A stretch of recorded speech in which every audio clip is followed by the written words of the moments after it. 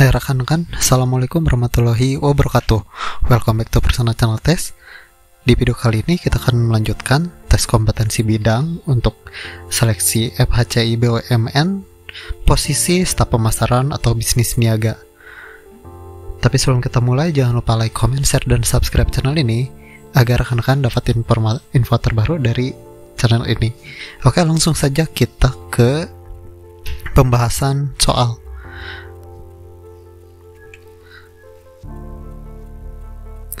Nah, untuk jumlah soal itu 70 soal rata-rata ya yang saya dapatkan informasinya, dan waktu pengerjaannya antara 50 sampai 60 menit. Nah, jenis soalnya sendiri itu yang pertama penalaran dan teori seputar bidang pemasaran atau bisnis niaga bagi rekan-rekan yang meng-apply posisi ini. Kemudian yang kedua, tesnya itu seputar perusahaan BUMN yang di-apply. Contoh seperti visi, misi, jenis bidang usaha yang sedang bergelut di perusahaan tersebut atau di BUMN tersebut. Yang ketiga, soal dan pelaksanaan tes dilakukan oleh instansi BUMN yang bersangkutan yang rekan-rekan apply.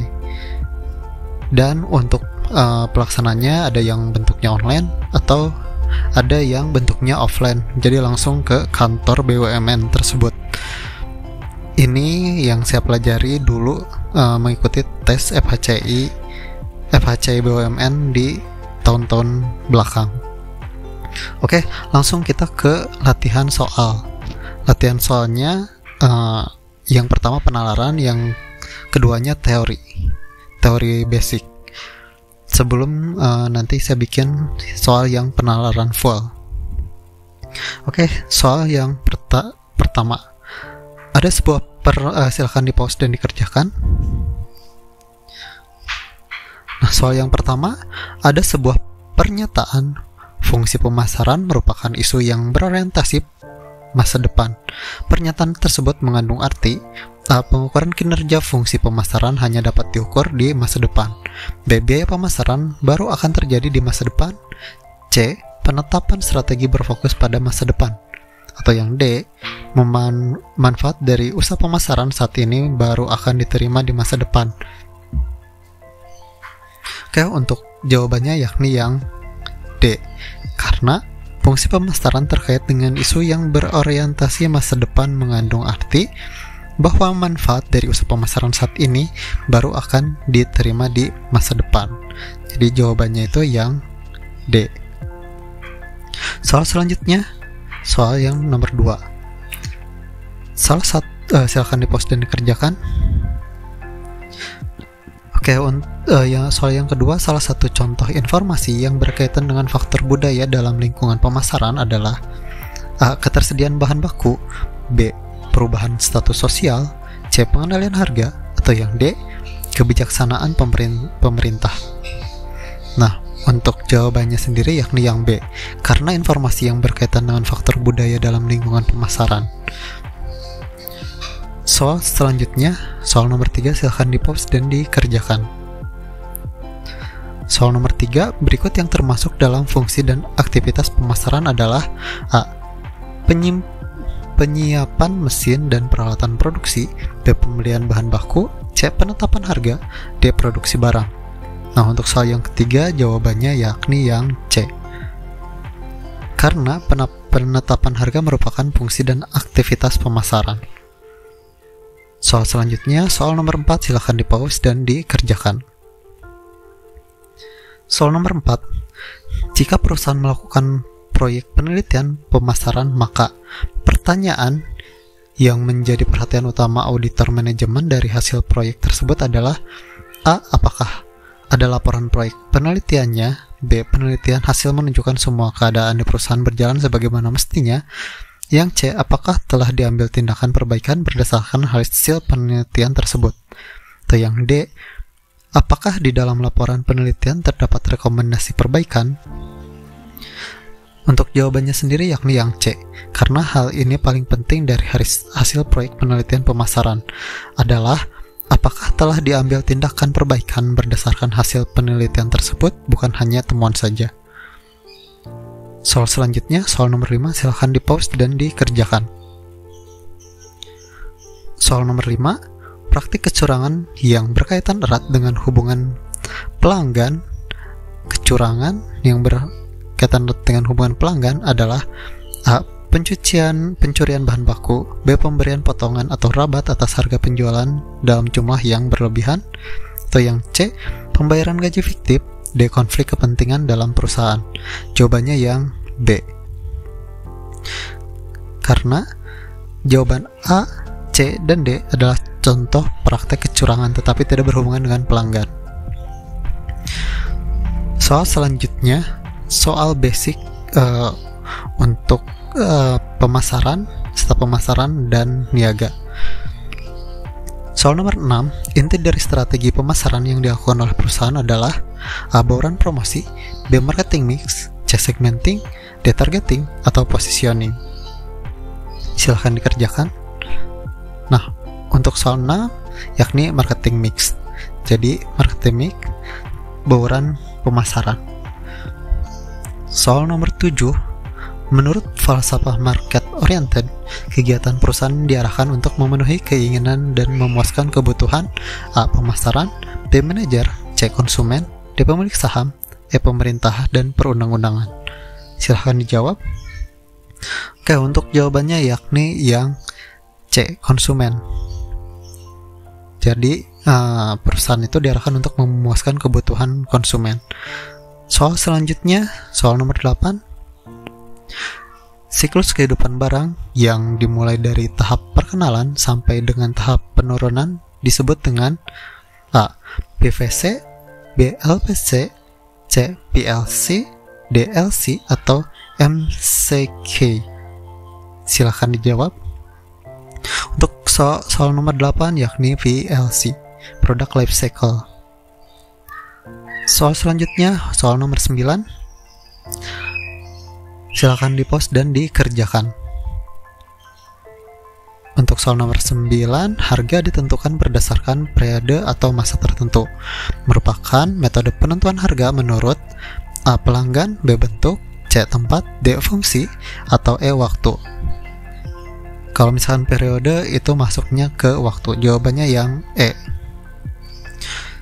Soal selanjutnya silakan di-pause dan dikerjakan.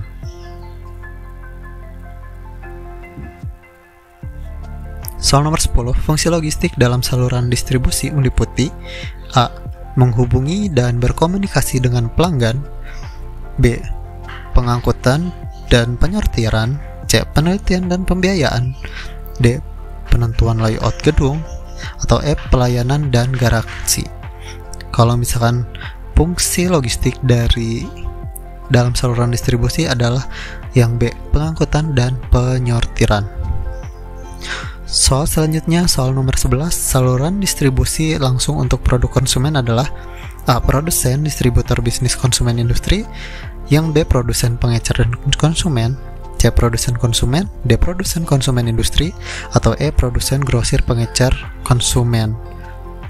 Silahkan dijawab. Nah, untuk jawabannya sendiri yakni yang C. Produsen konsumen.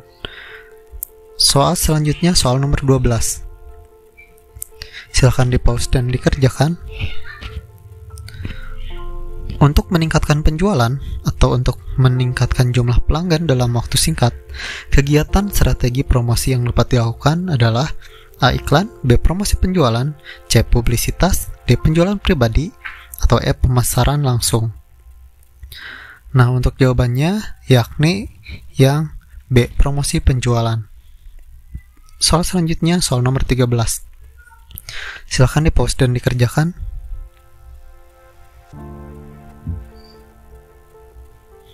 Soal nomor 13, ikhtisar dari seluruh rencana pemasaran yang dibuat beserta rekomendasinya sehingga memberikan gambaran mengenai hal pokok isi rencana pemasaran tersebut.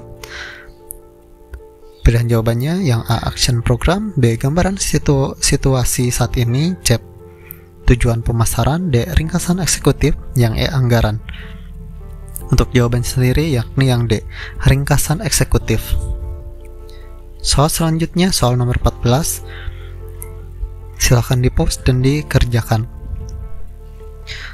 Perencanaan jangka panjang, jangka menengah, dan jangka waktu pendek memiliki karakteristik waktu tak tentu dan objektif, B. waktu tertentu dan objektif, waktu tak tentu dan subjektif, D. waktu tertentu dan subjektif, E. waktu tertentu dan tentatif. Untuk jawaban sendiri yakni yang C, waktu tak tentu dan subjektif. Soal selanjutnya, soal nomor 15. Kegiatan meramalkan atau merencanakan permintaan produk untuk suatu periode tertentu disebut A. evaluation, B. supporting document, C. forecasting, D. planning, atau E. actuating. Jawaban sendiri yakni yang B. supporting document.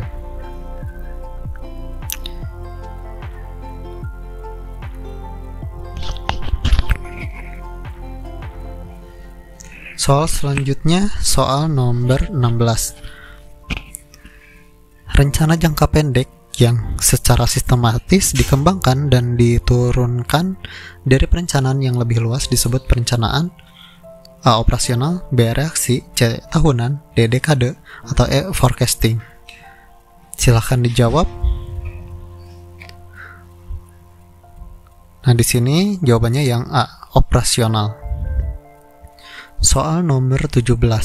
Pada langkah-langkah perencanaan pemasaran, kegiatan, pengawasan, dan penilaian serta diagnosis untuk mengetahui kelemahan dan kelebihan termasuk dalam tahap A. perencanaan, B. pengorganisasian, C. pelaksanaan, D. action, atau E. pengendalian. Nah, untuk jawabannya sendiri yakni yang E. pengendalian. Soal nomor 18. Silahkan di-post dan dikerjakan.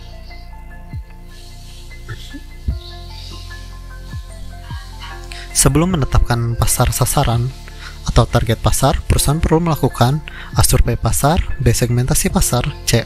pemosisian pasar, D. menetapkan bisnis domain, atau E. melakukan market oriented. Untuk soal nomor 18 yakni segmentasi pasar, jawabannya yang B. Soal selanjutnya, soal nomor 19. Silakan di-post dan dikerjakan. Mengenali bisnis untuk membuat segmentasi dan mengembangkan profil dari segmen yang dihasilkan merupakan kegiatan ... dalam pemasaran terarah. Pilihan jawabannya A. pemosisian, B. reposisi, C. pentargetan, D. segmentas, E. marketing mix. Untuk soal nomor 19 yakni segmentis. Untuk segmentasi pasar. Soal yang terakhir untuk tes dasar posisi staf marketing ini, salah satu alasan dilakukan segmentasi pasar karena bersifat A. kompleks, B. homogen, C. membingungkan, D. dinamis, E. statis.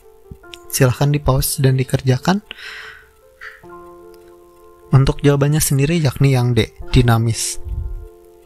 Nah, untuk tes posisi staf marketing ini, kalau misalkan rekan-rekan jurusannya marketing tidak akan masalah. Kalau misalkan dari bisnis, administrasi bisnis, biasanya sering juga